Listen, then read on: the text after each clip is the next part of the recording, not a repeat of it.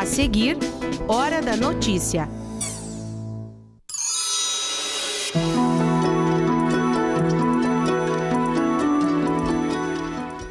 O Senado aprovou ontem a reforma trabalhista. Para falar sobre esse assunto, nosso convidado aqui no estúdio é o professor Paulo Henrique Schneider. O crescimento da inadimplência em Passo Fundo, 60 mil pessoas estão inscritas no SPC na cidade.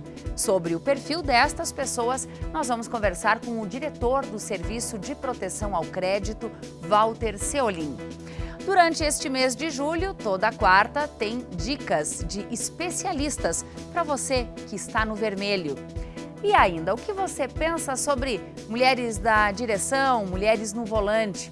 Olha, aquela ideia de mulher no volante, perigo constante, ficou para trás. E na edição de hoje, a gente te explica por quê. Hoje é quarta, 12 de julho, é hora da notícia.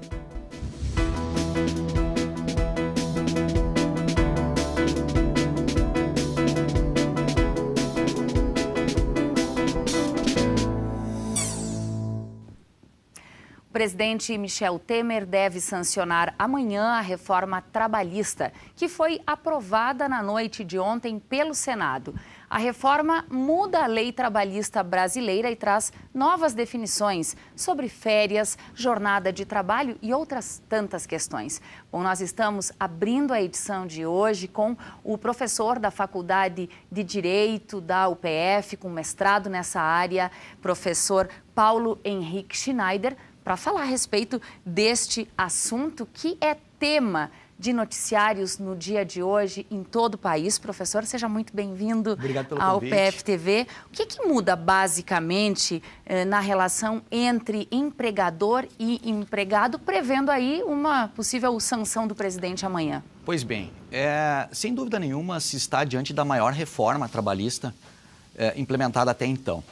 E as alterações e modificações no cotidiano da relação de trabalho, elas são absolutamente profundas. É difícil citar os principais pontos, né? O que se tem levantado hoje são aqueles pontos que impactam diretamente no dia a dia da relação de trabalho. Eu poderia citar alguns que estão sendo apontados hoje como os principais, que dizem respeito, primeiramente, à questão das férias, né? Atualmente, a CLT prevê as férias de 30 dias, e que elas podem ser fracionadas em 2 períodos. A nova sistemática, ela vai ampliar a possibilidade de fracionamento, ou seja, se fracionar as férias de 30 dias em 3 períodos, desde que nenhum deles seja inferior a 15, desde que pelo menos um deles tenha 15 dias corridos. A segunda alteração, e que também ela é muito debatida, foi muito debatida, diz respeito à jornada de trabalho. Atualmente, a jornada de trabalho é de 8 horas diárias, 44 horas semanais. A nova sistemática, a nova regra, traz para a classe trabalhadora em geral a possibilidade da jornada de trabalho ser de 12 horas diárias, desde que com 36 horas subsequentes de descanso. Isso vem sendo, de alguma forma, também objeto de muitos questionamentos pelos defensores, pelos sindicatos e defensores dos trabalhadores em geral. Além disso, um aspecto polêmico aprovado ontem diz respeito ao intervalo entre a jornada. A CLT, nos moldes atuais, ela prevê que o famoso intervalo para almoço, né, ao descanso, ele é de no mínimo 1 hora e de no máximo 2 horas. A nova regra vai possibilitar que esse intervalo seja de 30 minutos mediante negociação coletiva. Outro ponto extremamente impactante é o famoso negociado sobre o legislado.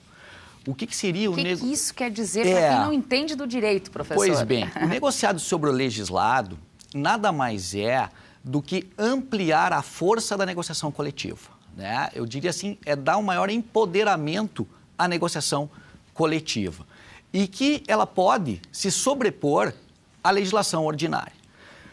O que é preciso dizer para o público é que esse negociado sobre o legislado, ele não vai impactar na supressão de direitos trabalhistas, de uma maneira geral.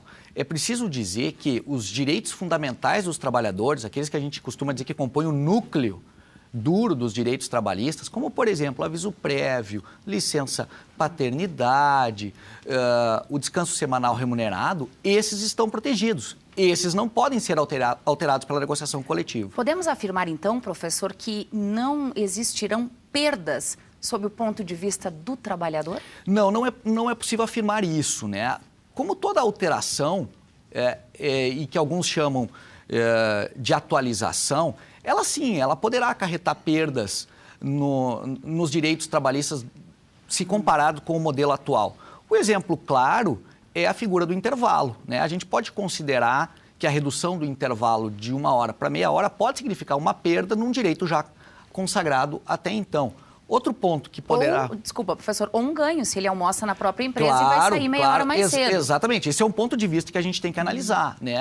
Por exemplo, o sujeito que trabalha à noite, né? Com um intervalo reduzido, pode propiciar que o retorno para casa mais cedo, né? Professor, na sua visão como um especialista dessa área, o governo usou como argumento político para a aprovação que a nova lei geraria mais empregos. Na sua visão, isso aconteceria porque as pessoas passariam a ganhar menos e, ao invés de uma, você contrata 2? Há uma preocupação muito grande nesse sentido. Eu não sou favorável desse discurso, tá? Eu não vejo que a alteração na CLT, eu não consigo colocar na CLT a culpa pela ausência ou pela existência de emprego. Emprego se gera de outra maneira. Exatamente, se gera de uma outra maneira. É um conjunto de ações que implementam ou não emprego. Então, eu não consigo colocar na reforma trabalhista a culpa ou o contrário para a geração de empregos. Olha, professora, a gente teria muito o que falar aqui, o tema é muito intenso, né?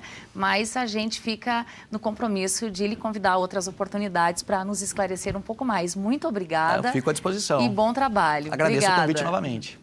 Bom, a Prefeitura de Passo Fundo formalizou um contrato para uso de todas as unidades de saúde. A proposta é usar as unidades como potenciais locais de ensino e também para a capacitação dos servidores públicos de forma permanente. O contrato, firmado ontem, vai servir para fortalecer a integração com instituições que oferecem serviços de saúde e as de formação para a área, como é o caso da UPF. O resultado final será qualificar o atendimento à comunidade. Um mercado de trabalho encolhido pela crise se torna mais exigente em relação ao profissional que está, nesse momento, buscando um espaço. E esse foi o assunto do programa Estúdio 4, exibido ontem à noite. O programa será reapresentado hoje, às 8 da noite, e também na sexta, às 11 horas da noite. Nós fechamos o ano 2016, para ter uma ideia, totalmente negativo na cidade de Passo Fundo, nenhum índice positivo, com os nossos setores principais, que é o comércio e que é os serviços, segurando para não ser mais negativo. Toda empresa acima de 8 funcionários e que não seja do Simples, ela deve ter no mínimo um jovem aprendiz, né? Então hoje os empresários, eles veem esses programas oferecidos pelo CIE como uma forma de descobrir bons talentos, né? Qual é a empresa hoje que não procura bons colaboradores? E através desses programas é uma oportunidade de você ter na sua empresa pessoal que você pode treinar, qualificar. O mercado ele está em uma dinâmica constante de mudança e os profissionais, nós, não vou dizer nem só o menor aprendiz, nem só o estagiário, mas todos os profissionais, nós necessitamos estar nos reinventando constantemente, né? E aberto a essas mudanças. E muitas vezes a gente pensa assim, não, o jovem está mais aberto, as pessoas de mais idade estão menos abertas. Será? Eu me questiono muito quanto a isso, tenho desenvolvido algumas pesquisas, inclusive, quanto a isso, onde, na realidade, passa pelas características comportamentais dos indivíduos, né? Que as mulheres dirigem mal, não sabem estacionar. Olha, isso ficou para trás. Depois do intervalo, a gente vai te explicar por quê.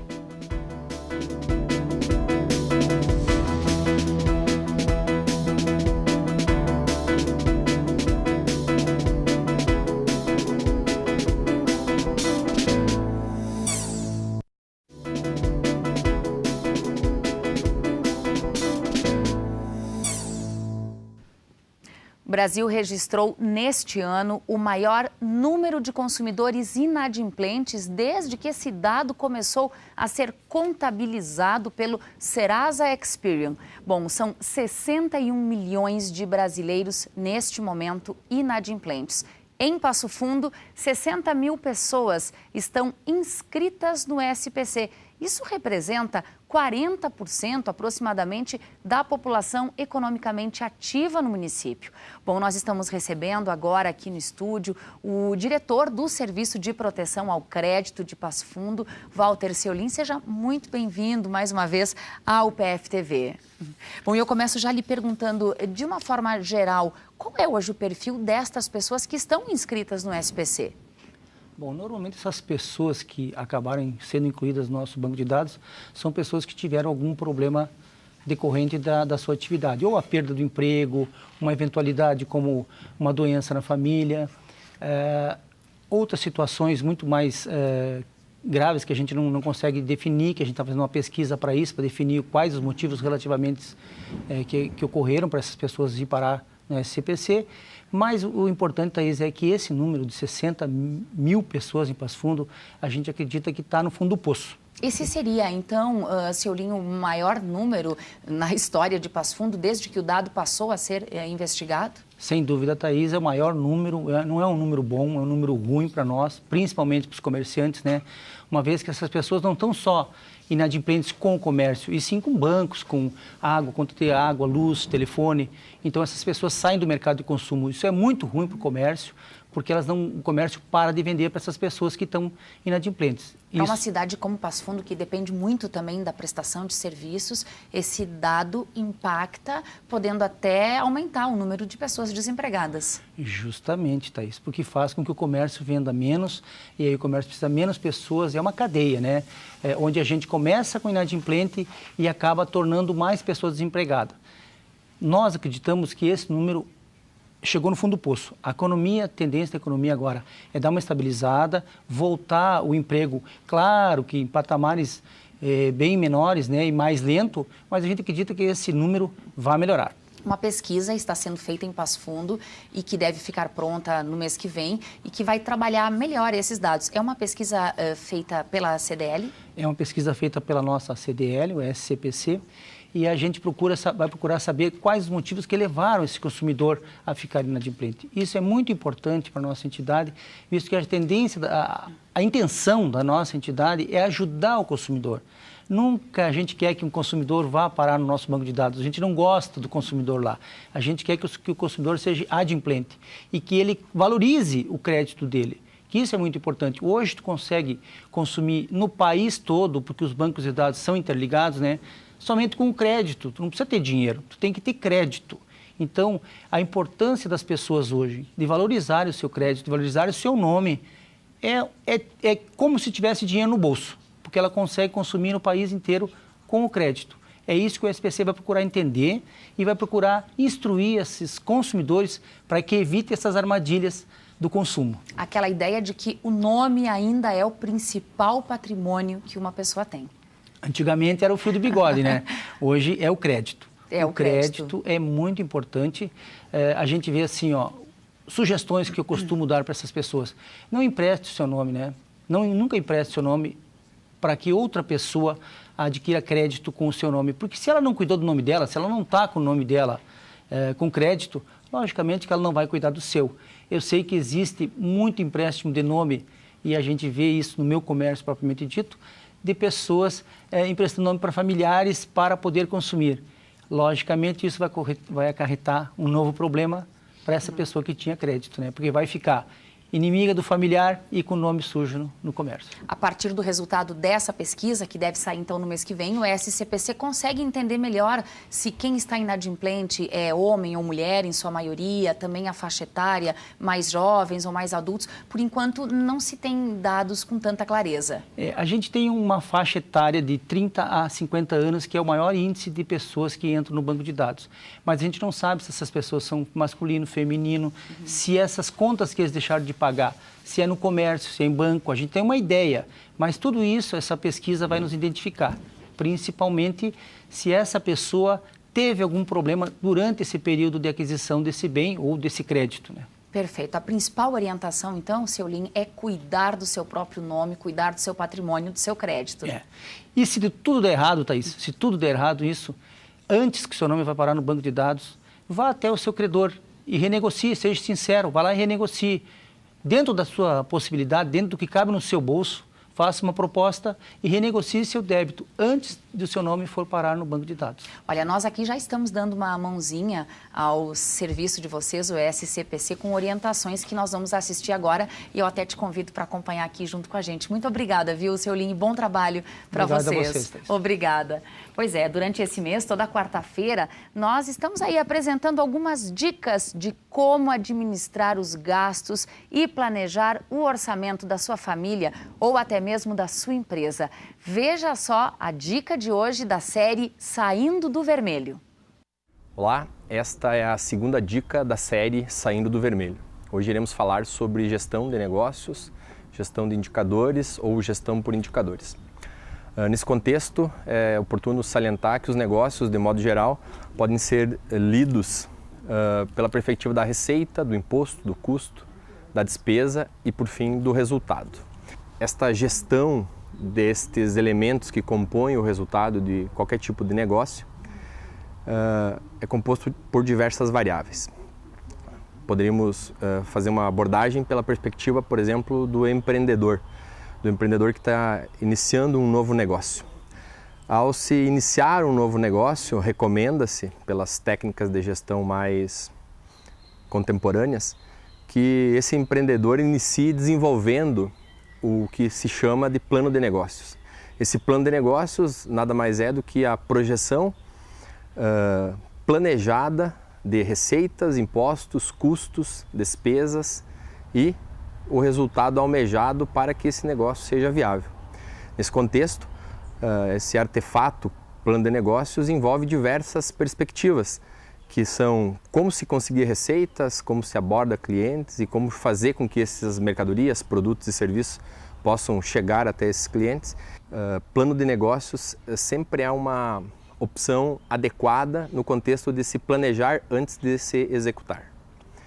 Também poderíamos abordar essa gestão de contas de resultados por outra perspectiva, das empresas que já estão em marcha e que desejam criar novos negócios ou novas linhas, também podem, nessa perspectiva do planejamento, se utilizar dessa ferramenta chamada plano de negócios, aí sim com o objetivo de verificar o impacto ou a viabilidade econômico-financeira de uma nova área a ser atendida, um novo produto, um novo serviço. De modo geral, os empreendimentos, quando são construídos, precisam, para poder ser viáveis, que atinjam um lucro ou um mínimo lucro possível. É nesse aspecto que essas ferramentas são úteis e relevantes para que as tomadas de decisões possam ser mais assertivas. Esta foi mais uma dica da série Saindo do Vermelho. Na próxima semana voltaremos com mais informações.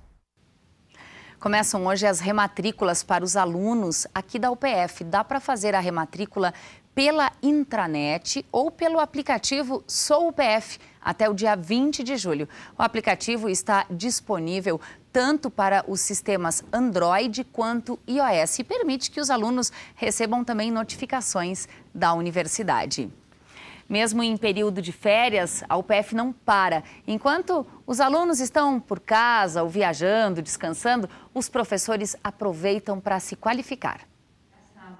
É isso mesmo. É que entre ontem e hoje acontece aqui na UPF o curso de qualificação docente. Essa é a segunda edição do programa. Ocorre assim uma troca de experiências, de práticas inovadoras entre os professores, porque são os professores da Universidade de Passo Fundo que ministram as próprias oficinas e os próprios colegas que se integram nesse processo de formação. E para começar esse processo, os professores tiveram um cine-debate. Depois, a formação envolveu 16 oficinas com assuntos diferentes. A ideia era chamar a atenção para as mais variadas situações que costumam acontecer na sala de aula. Nós atendemos duas importantes perguntas que instituições sérias se fazem, a exemplo da nossa. Primeiro, quem cuida de quem forma. Segundo, nós professores não podemos apenas cuidar da nossa carreira profissional, sem entender ou compreender que a formação, que o desenvolvimento de formação de professor é fundamental para a carreira profissional. O professor precisa sempre estar atualizado, estar sempre procurando novas metodologias, novas formas de ensinar. Os nossos acadêmicos, né, eles estão sempre buscando novas metodologias, novas coisas, né, internet, enfim. E é importante a gente também estar capacitado e mais que isso, né, estar motivado. Então todos esses encontros também servem como uma motivação, como um plus, né, para a gente chegar ao novo semestre recarregado. A temperatura vai continuar subindo e, olha, dá até para dizer que é um veranico de maio, só que no mês de julho. Veja então os detalhes na previsão.